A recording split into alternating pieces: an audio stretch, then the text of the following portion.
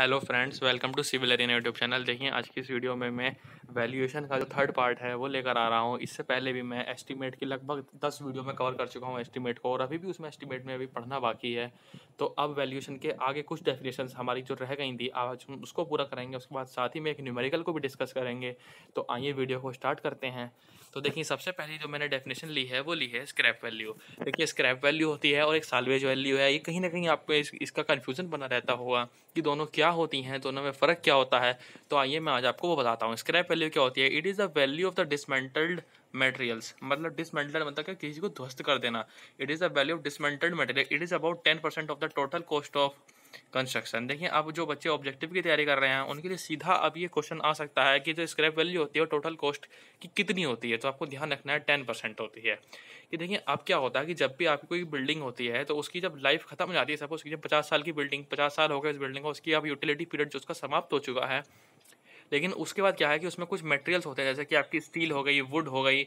Would say related आपके जितने doors होते हैं और जितने भी मतलब वुड से रिलेटेड बनी हुई चीज़ें होती हैं, सब होती हैं स्टील की। वे जो है, आप अगर उनको बेच देंगे तो आपको उससे कुछ ना कुछ मनी मिल जाएगी। तो यही होती है हमारी स्क्रैप वैल्यू। लेकिन साल्वेज वैल्यू भी एक इंपॉर्टेंट डेफिनेशन है। तो देखते हैं साल्वेज वैल्यू क्या होती है फिर। देखिए, साल्वेज वैल्यू भी वही है कि it is a value of material. इसमें क्या है कि हम किसी भी मटेरियल को डिसमेंटल्ड नहीं करते, मतलब उसे ध्वस्त नहीं करते, उसके बिना ही उसकी जो वैल्यू निकालें हम, वो वैल्यू साल्वेज वैल्यू कहलाती है। अब कैसे कहलाती है?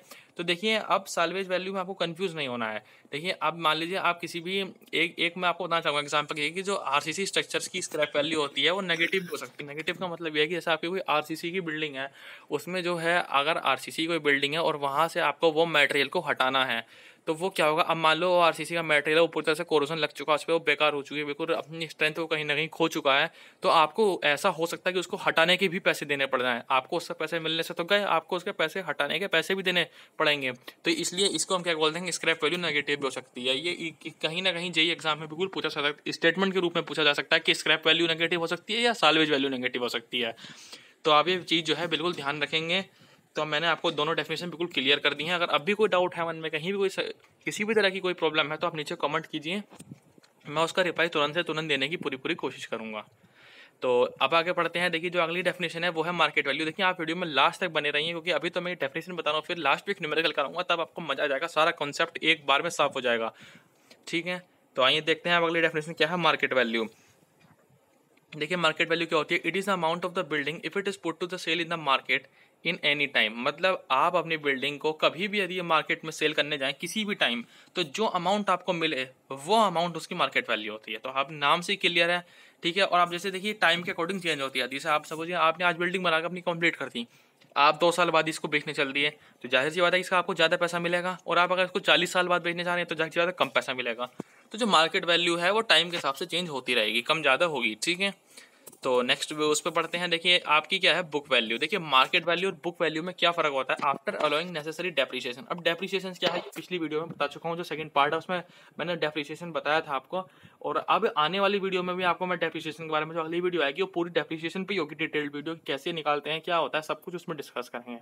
लेकिन आपसे भी एक छोटी सी रिक्वेस्ट है कि प्लीज़ आप हमारे चैनल को सब्सक्राइब कीजिए और वीडियो को ज़्यादा से ज़्यादा शेयर कीजिए। देखिए, हमारे लिए भी कंटिन्यू रख पाना बहुत मुश्किल हो रहा है, क्योंकि हमें जितनी वॉचिंग की हमें एक्सपेक्टेशन थी उतनी वॉचिंग हमारे चैनल पर आ नहीं रही है। इसका मतलब है कि कहीं ना कहीं आप वीडियो को लाइक नहीं कर रहे हैं, ना ही आप चैनल को सब्सक्राइब कर रहे हैं, ना वीडियो शेयर करिए। तो आप ये क्यों नहीं कर रहे हैं, मेरे ये समझ में नहीं आ रहा है। इसलिए मैं आपसे छोटी सी रिक्वेस्ट कर रहा हूँ कि आप इस चैनल को सब्सक्राइब कीजिए और वीडियो को जितना ज़्यादा हो सके हर ग्रुप में आप इस वीडियो को शेयर कीजिए। क्योंकि देखिए, हम लोग फ्री पढ़ा रहे हैं, हम लोग किसी तरह से आपसे कोई पैसा चार्ज नहीं कर रहे हैं, आपको पूरा कंटेंट प्रोवाइड करें। अब मैं भी चाहता तो मैं इसको पेंसिल से या कहीं आप बोर्ड लाकर बोर्ड पर लिखना शुरू कर देता, तो उसमें क्या होता है कि वीडियो 50 मिनट की बन जाती है, 1 घंटे की बन जाती है। लेकिन मैं यहाँ कंटेंट पहले टाइप करके इसलिए लिखता हूँ क्योंकि देखिए, टाइप करने में मेहनत लगती है सबको, इसमें पूरी टीम लगी होती है। ऐसा नहीं होता कि आप कि एकदम कुछ हो गया। ठीक है, उसके बाद भी हमको जो है पूरा उतना अच्छा रिस्पॉन्स नहीं मिल पा रहा जितने की हमें उम्मीद थी। तो आप पूरा हमारी थोड़ा सपोर्ट कीजिए। ठीक है, तो हम देखते हैं आगे बुक वैल्यू क्या है। तो देखिए, आपने जितने भी डेप्रिसिएशंस हुए हैं उनको अगर हम हटा दें तो जो अमाउंट बचेगी अकाउंट बुक में, वो अमाउंट क्या कहलाती है? हमारी बुक वैल्यू। अब डेप्रिसिएशन मैं आपको पिछली वीडियो में डिस्कस कर चुका हूँ। अब अगली वीडियो का भी आप इंतजार कीजिए। अगली वीडियो जो होगी वो कंप्लीट डेप्रिसिएशन पर डिटेल्ड वीडियो होगी। देखिए, मैं क्या कर रहा हूँ, पूरे अपने चैनल पर मैंने एस्टीमेट अभी तक फ्री ऑफ कॉस्ट कवर कराया, वरना आप यूट्यूब पर देख लीजिए चैनल में क्या होगा, आपको 10-20 वीडियो का प्रोवाइड करेंगे, उसके बाद कह देंगे कि भैया पेड में आ जाओ। नहीं तो क्या करेंगे, पूरा करा देंगे, लेकिन कंटेंट उतना डीपली कवर नहीं करते, ऊपर ऊपर से उड़ाते ले जाते हैं और फिर कहते हैं कि वहाँ जाकर हमारा वो कोर्स खरीद लो, वाला कोर्स खरीद लो। लेकिन हमने आपके साथ ऐसा अभी तक कुछ भी नहीं करा। हम भी चाहते तो अपने कोर्स को पेड में लॉन्च कर सकते, थे, लेकिन हमने क्या कहा कि फ्री ऑफ कॉस्ट जितनी जो हमारे स्टूडेंट्स हैं हम उनकी ज़्यादा से ज़्यादा हेल्प कर पाएँ, इसलिए हमने अभी अपना कोर्स फ्री ऑफ कोर्स अपना जो है यूट्यूब पर लॉन्च कर रखा है। तो आप भी आपकी भी छोटी सी जिम्मेदारी बनती है कि आप हमारे चैनल को सपोर्ट करें। ठीक है, देखिए अब जो बुक वैल्यू मैंने बताया कि बुक वैल्यू क्या है, जब डेप्रिसिएशन में से माइनस कर ओरिजिनल कॉस्ट में से डेप्रिसिएशन को माइनस कर देंगे तो ये आपकी जो है बुक वैल्यू निकल कर आ जाएगी, और ये 1 साल पिछले साल तक निकलती है। ठीक है, तो देखिए यहाँ से कोई ऐसा खास क्वेश्चन नहीं बनता है, तो बस आपको एक बार डेफिनेशन को ध्यान में रख लेनी है। हाँ, और साथ ही साथ नोट्स जरूर बनाने हैं। और नोट्स आप किस तरह से बनाने हैं, जैसे आपने बुक वैल्यू लिख लिया, रेटेबल वैल्यू लिख लिया, तो ऐसा नहीं कि बुक वैल्यू तुरंत रेटेबल वैल्यू अगली लाइन से लिखना स्टार्ट करें। नहीं, बुक वैल्यू जैसे यहाँ खत्म हुआ तो उसके बाद आप गिनते की 4 या 5 लाइनें छोड़िए। क्यों छोड़े? क्योंकि आज आपको 3 लाइनें जानने को मिल रही, हो सकता है कल को आपको 2 लाइन जानने को और मिले कहीं और से, क्योंकि देखिए आदमी की प्रवृत्ति होती है कि वो दिन पर दिन कुछ ना कुछ नया सीखने को मिलता रहता है। तो इसलिए आप अपने आप को भी अपडेट करने की कोशिश करें, अपने नोट्स को अपडेट करने की कोशिश करें दिन प्रतिदिन। तो लाइन जरूर छोड़नी है हर डेफिनेशन के बाद।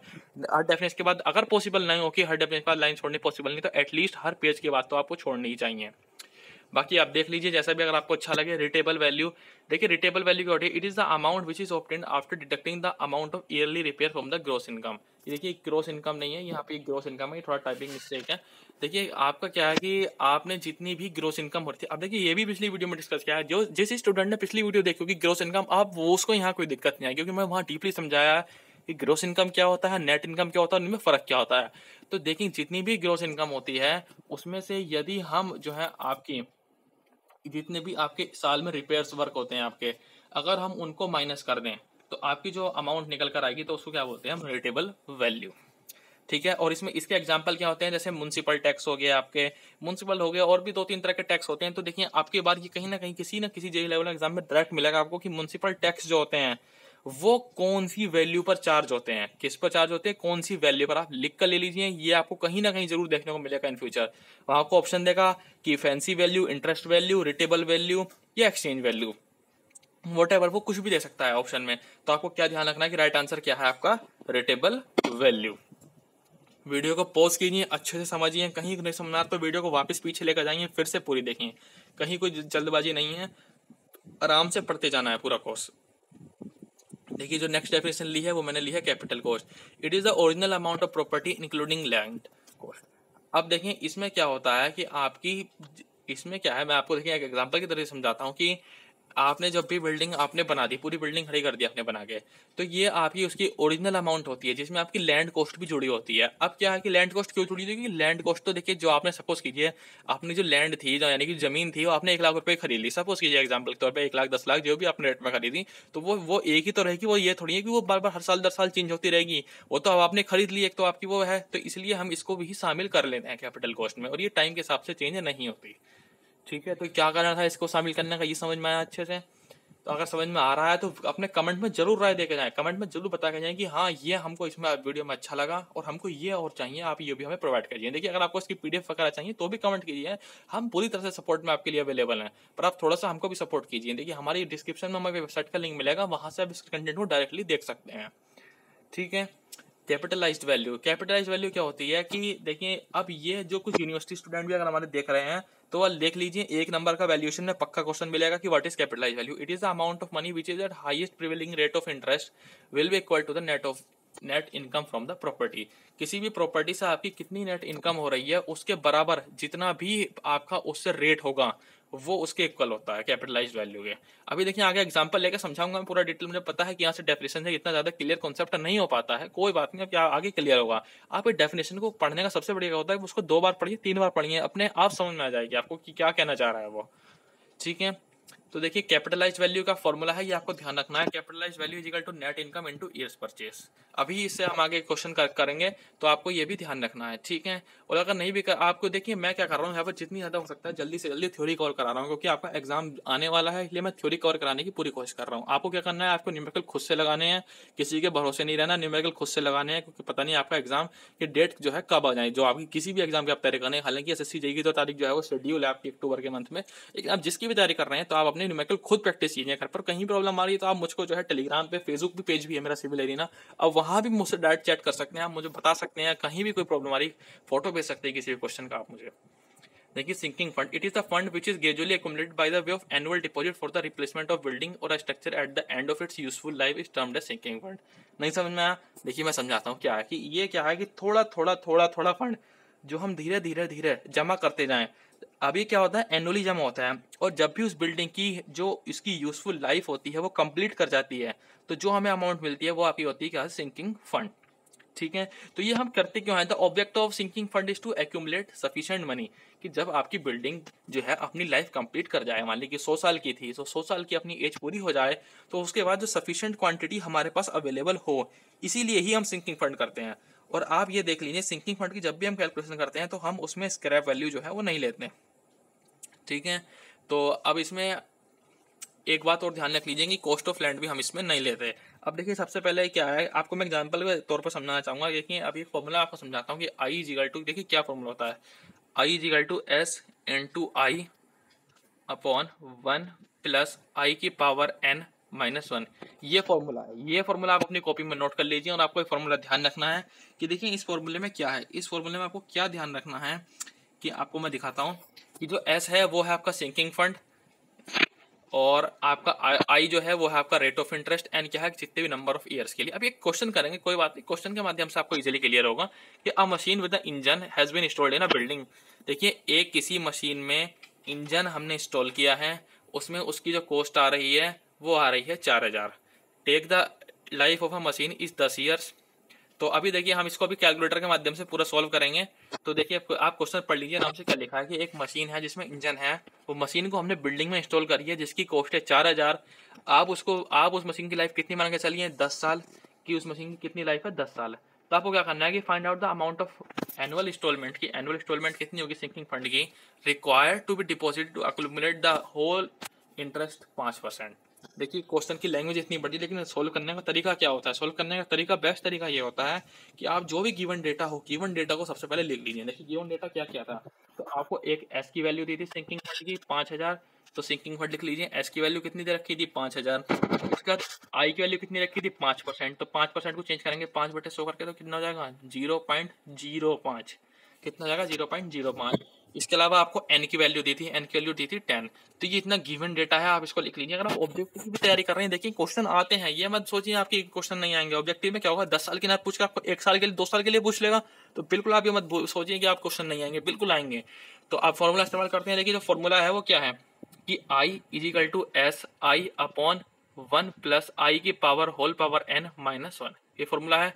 सभी स्टूडेंट अब इस वीडियो को यहाँ पॉज करेंगे, खुद से पूरा क्वेश्चन सॉल्व करेंगे, उसके बाद वीडियो को दोबारा से प्ले करेंगे और देखेंगे कि आपका और हमारा आंसर सेम है या नहीं है, और कहीं नहीं आ रहा सेम तो देखेंगे फिर कहाँ इंप्रूवमेंट है। तो देखिए अब जो इसमें वैल्यू पुट करते हैं, जो एस की वैल्यू कितनी रख लेते हैं 5। अब देखिए एस की वैल्यू कितनी है, एस की वैल्यू क्वेश्चन में कितनी दी है, 4000 दी है। अगर मैंने शायद 5000 बताया और नहीं, 4000 ही है, क्वेश्चन में 4000 गिवन है, तो आप 4000 रख लीजिए। 4000 इंटू 0.05 जो भी आपकी रेट दी गई है अपॉन 1 प्लस आई की पावर n है, तो आई कितना हो गया 0.05, और इसकी पावर लगी 1 माइनस 1। तो अब जब इसको सोल्व करेंगे तो ऊपर तो आएगा आपका 200, ऊपर जब मल्टीप्लाई कर लेंगे तो कितना आएगा 200, और नीचे कितना आएगा आपका 0.628। तो इसको हम कैलकुलेट कर लेंगे, जो भी वैल्यू आपकी आएगी इसकी, आप इसको सोल्व कर लीजिएगा। 200/0.628 करेंगे आप। सभी स्टूडेंट यहाँ इस वीडियो को पोस्ट कीजिए और 200/0.68 कीजिए। और आपको देखिए आप पोस्ट कर लीजिए, कोई बात नहीं। आप इसको क्या करना है कि आपको खुद से करना है, हाथ से करना है। कैलकुलेटर का इस्तेमाल कोई बच्चा यहाँ हमारा जो है कैलकुलेटर का इस्तेमाल नहीं करेगा। 200/0.628। देखिए आप अगर कुछ बच्चे इतने सोल्व कर रहे हैं, मैं इतने आपको बता देता हूँ एक बार फिर से मैंने क्या किया है। देखिए आपको क्वेश्चन से पहचानना कैसे होता है कि आपको सबसे पहले यहाँ क्या दिया है 4000 क्या दिया है सिंकिंग फंड। उसके बाद लाइफ कितनी दी है मशीन की 10 साल, 10 साल मशीन की लाइफ दी है, 10 साल लिख लीजिए। उसके बाद क्या है एनुअल इंस्टॉलमेंट दी है आपको कितने की 5% इंटरेस्ट की। तो बस इतना करने के बाद आपको सीधे नीचे चले आना है, फॉर्मूला लगाना है कि 4000 इंटू 0.05 बटे 1 प्लस 0.05 की पावर 10 माइनस 1। तो जब आप उसको सॉल्व कर रहे थे तो कितना आ गया था आपका 200/0.628। तो आप इसको सॉल्व करके जो भी आपकी वैल्यू आ रही है वो हमें कमेंट में बताइए, और जो भी इसका आंसर आ रहा है मैं आपको कमेंट बता दूंगा कि आपका आंसर सही है या नहीं है। तो फिलहाल के लिए इस वीडियो को यहीं तक रखते हैं और फिर मिलते हैं आपसे नई एक्साइटिंग वीडियो में। लेकिन अगली वीडियो में मैं आपको डेप्रिसिएशन समझाऊंगा, और जो डेप्रिसिएशन होता है देखिए उसमें भी बहुत सारे मेथड हैं कि आपके straight line method, constant percentage method, sinking fund method, और आपका क्वांटिटी सर्वे मेथड, ये सब आपको मैं समझाऊंगा। तो उसके लिए आप इस वीडियो को चैनल को सब्सक्राइब कर लीजिए। Thank you for watching this video, have a nice day.